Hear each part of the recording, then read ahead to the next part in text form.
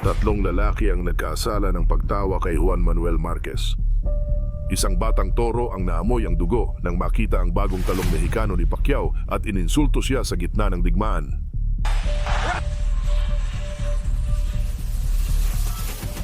Isang mandirigma na sa harap ng libo-libong tagahanga, pinabagsak siya sa lona at inakala niyang tapos na ang laban.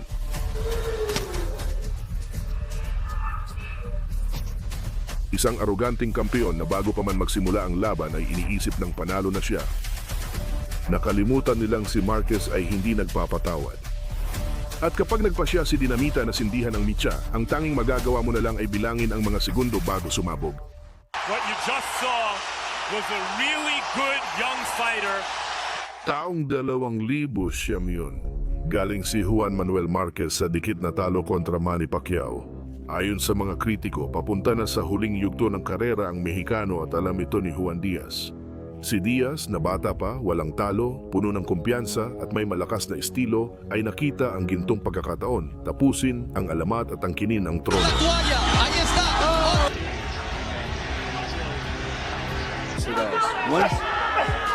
It's the accumulation of punishment, often against... Pagpatunog ng kampana sa unang round, agad umatake si Diaz na parang nagwawalang toro. Diaz, where he can... What's impressive to me right now is the Marquez for the most part. Walang tigil ang kanyang pag-atake, sunod-sunod ang mga suntok na parang gustong burahin si Marquez bago pa man siya magkaroon ng oras para mag-isip. Mention the well-known cultural Mexican tradition of willing to mix. At bago pa matapos ang unang round na iyon, dumating ang pang-aasar. Tiningnan ni Diaz si Marquez. Binigyan ito ng mayabang na tingin at ibinaba ang mga braso na parang sinasabi, "Madali lang to."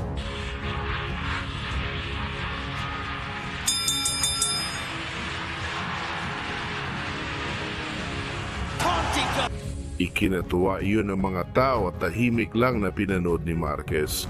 Kalbaryo para sa Mexicano ang ikalawang round.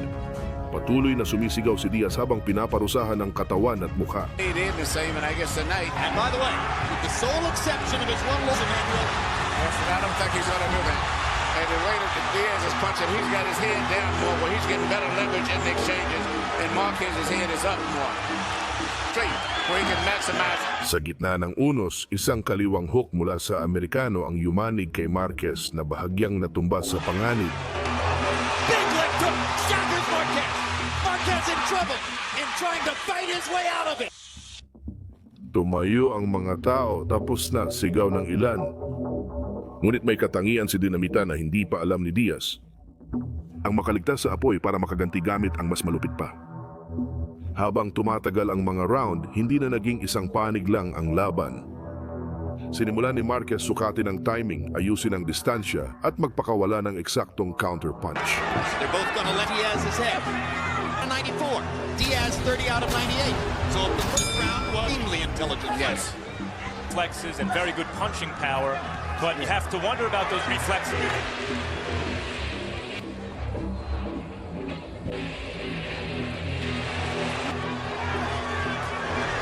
Bawat suntok ay mas eksakto at mas mapanganib kaysa sa nauna at unti-unting nawala ang kumpiyansang ngiti ni Diaz. How do you have it so far? Look at you. 3 rounds. On the hook, and needs to block it and shoot his counter hook at the exact same time. Brilliant so far at finding those moments when Marquez is right. To establish And he nails Diaz with 2 uppercuts in a row. Whoever throws more body punches may ultimately be the winner. Morales and Castillo. Diaz is adjusting. All-out war. Juan Diaz has already thrown more power punches. All by Juan Diaz. Now Marquez tries. Sa ikawalong round, dito na magsisimula ang bangungot para kay Diaz. Malakas ang mga suntok ni Marquez na nagbibigay sa atin ng ideya kung ano ang susunod na mangyayari. Crowd, you've seen the energy. This economic condition, Maybe his most effective punch. along with the strikes in a row. He found a home with that left. Diaz isn't landing many of these. Enough to go to work on Diaz between rounds. Same thing. Marquez is a good defensive fighter, but Diaz overwhelmed used to land the flusher, harder shots. Nagawang baliktarin ni Marquez ang sitwasyon na naranasan niya sa ikalawang round at nakapagpakawala siya ng kaliwang hook na nagpayanig ngayon kay Diaz. Kind of dire way here against Marquez. Well, we told you how Marquez adjusts and Yeah, comes Mar- on Oh, and in he's the middle of the round. Diaz. Sa kabutihang palad, nakaligtas si Diaz, umabot sa ikasiyam na round at dito dumating ang paghihiganti. Nasalo ni Marquez si Diaz ng isang matinding kanang suntok na nagpahinto sa kanya ng ilang saglit. Bago pa siya makarik, isa pang malupit na kombinasyon ang nagpatumba sa kanya sa lona. He's supposedly the strong. At pagkatapos ay darating na ang hatol. Will probably go back to fighting. A Spanish fighter would probably quit, but I don't think that's what he's going to do. And look at Marquez go to the body. Look at him go to the body to try to set up the finish. And what a right hand. And that will be that. What you just saw. Matinding kaguluhan, sumabog ang buong arena. Ang matanda na sinasabing tapos na ay nagpagbayad ng mahal sa bawat kilos ng pangungutya. Nobyembre ng 2010, ang Metro Goldwyn Mayer Grand Garden Arena sa Las Vegas ay punong-puno. Si Juan Manuel Marquez, na kinikilala na bilang isa sa pinakamagagaling na counterpuncher sa kasaysayan, ay umaakyat sa ring na may 2 sinturon na nakataya, ang sa Asosasyon ng Boxing sa Mundo at ang sa Organisasyon ng Mundo ng Boxing sa Magaan na Timbang. Sa kabila, si Michael Katsidis, na kilala bilang The Great, ay isang Australianong mandirigma na hindi umurong at nangakong gagawing walang tigil na digmaan ng laban. Pumasok si Katsidis na suot ang iconic niyang gladiator helmet na parang laban buhay o kamatayan. Hindi ito simpleng kilos, harapan, mabagsik at nakabatay sa pagod ng kalaban ng kanyang estilo. Letting Katsidas take everything and carried him off with his gloves. Oh, that was... And Katsidis looking to... Mula pa lang sa simula, malinaw na hindi siya magboboxing ng pino. Ang plano niya ay sumugod hanggang sa may isa sa kanilang hindi na makaya. Tumunog ang kampana at agad sumugod si Katsidis kay Marquez na parang mabangis na hayop. Set Marquez, lean on him, push him. Walang pag-aaral, walang sukat ng distansya, puro suntok, presyon at mabilis na ritmo na pumipilit sa Mexicano na umatras. Chopping right hand shot by Katsidas. Marquez is still picking his shots, controlling everything, but the pressure that Casillas is putting on him is going to make him have to fight very hard. This is the kind of thing that Si Marquez, tahimik at veterano, maingat na sumusukat at eksaktong sumasagot ng counterpunch. Pero tuloy pa rin ang agos ng Australiano. But the sharpness well, Pacquiao had him down. The fight, he always likes to argue with the comp. Sa ikalawang round, lalong tumindi ang presyon. Pinuputol ni Katsidis ang ring, pinapaikli ang distansya at nagsisimula ng magpakawala ng mga hook sa katawan at muka. So, what? Nanatiling kalmado si Marquez pero halatang mabigat na ang tinatanggap niyang mga suntok. Ang mga manonood ay nasasabik sa bawat palitan hanggang sa ikatlong round ay naganap ang pagsabog na hindi inaasahan ng kahit sino. Sa matinding palitan, tumama si Katsidis ng perpektong kaliwang hook sa panga. This is on his butt. He didn't do anything wrong, just had his right hand down a split second in the middle of the exchange. Casillas is a very good short puncher, just like Ang suntok ay tuyo, matindi at ang Mexicano ay bumagsak na nakaupo sa lona. Yumanig ang Metro Goldwyn Mayer Grand, libo-libong boses ang sabay-sabay na sumigaw at perpektong naitala ng transmisyon ang hindi makapaniwalang reaksyon. Si Marquez, ang alamat ay napabagsak. Itinaas ni Katsidis ang braso, tiyak na ilang segundo na lang at makukuha na niya ang pinakamalaking tagumpay sa buhay niya. Pero dito niya nagawa ang pagkakamaling magtatakda sa kwentong ito, ang ipagkamali ang isang pagkakadapa sa isang pagkatalo. Tumayo si Marquez, walang takot, pinapagpag ang guwantes at parang walang nangyari, bumalik sa gitna ng ring. It's funny, both guys are vulnerable for uppercuts. Whoever shoots the punch up with his knees because he doesn't place his punches that good, so he has to smother. Mas kumpiyansa si Katsidis at pinaigting ang opensa gamit ang mabagsik na kombinasyon na kinagiliwan ng mga tao. Hindi niya alam bawat segundong lumilipas lalo siyang nahuhulog sa perpektong bitag. Tickler for uppercuts. Juan Manuel intense. Fought in close quarters.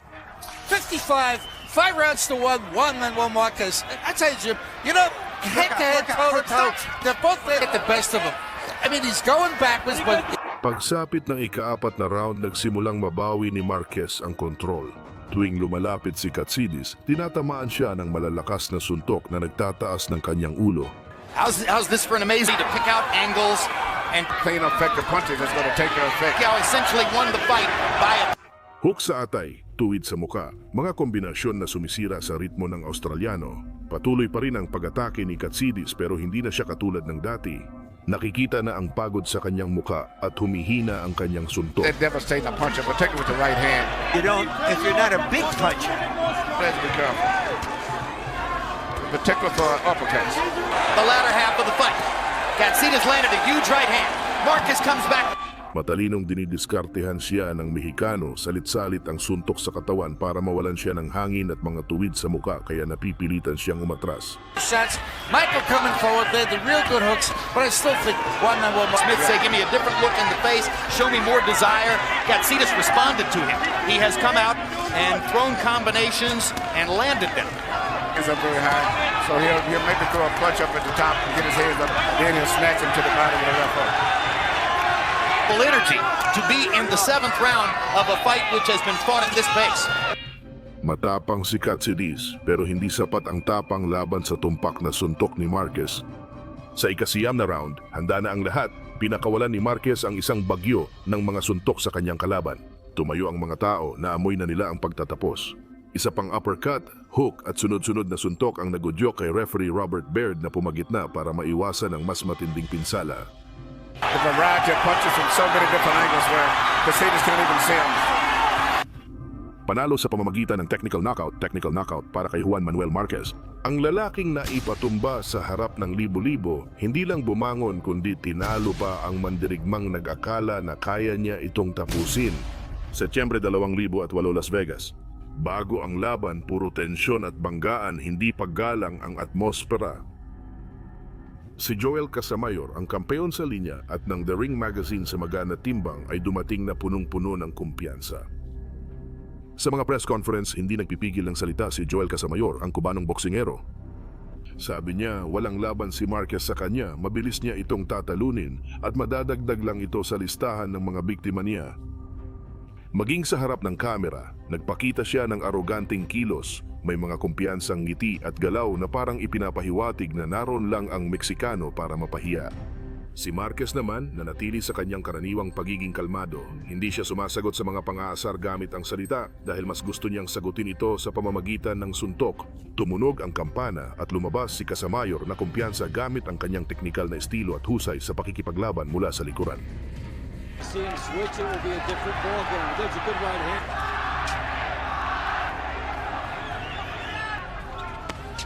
And Casamayor gets his. Nagsimula siyang magpakawala ng mabilis na jab, mga peke at paggalaw sa gilid para markahan ang kanyang teritoryo.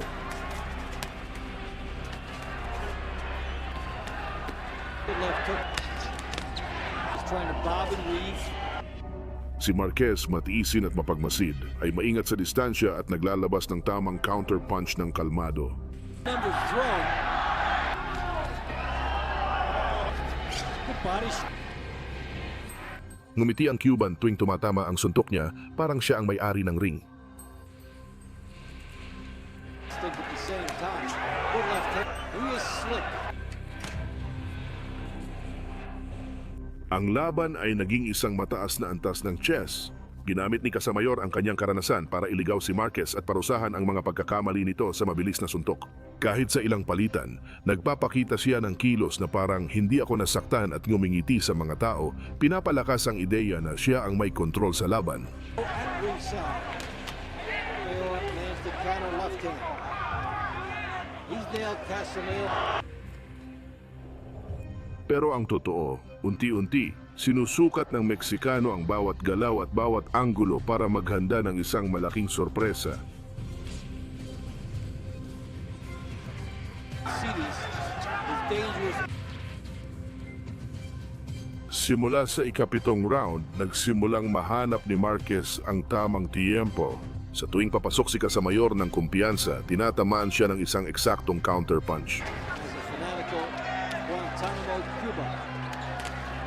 Good right hand. Left hook by Marquez. Ang mukha ng Cuban ay nagsisimula ng magpakita ng mga palatandaan ng pagod at nawawala na ang mga ngiti. Ang Meksikano ay gumagalaw ng eksakto, ninanakawan ng hangin at pinapababa ang depensa ng kalaban. Good left.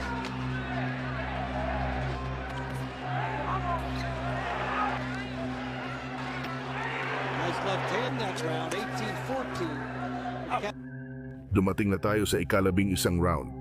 Naamoy ni Marquez ang dugo at agad sinimulan ang pangangaso, di binigyan ng oras makariyak ang kalaban. Tinamaan niya ng sunod-sunod na suntok at tinapos ng isang malakas na kanang suntok na nagpatumba sa kanyang kalaban.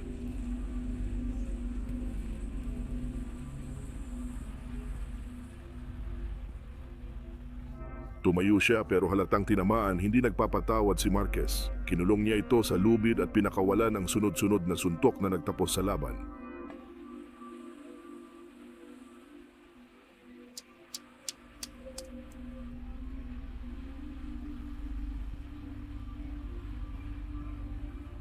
Panalo sa pamamagitan ng knockout para kay Juan Manuel Marquez. Yung lalaking nagsabing tatapusin niya agad, siya rin ang bumagsak at natapos ang kanyang paghahari. Noong gabing iyon, hindi lang sinturon kundi pati respeto ang napanalunan ni Marquez.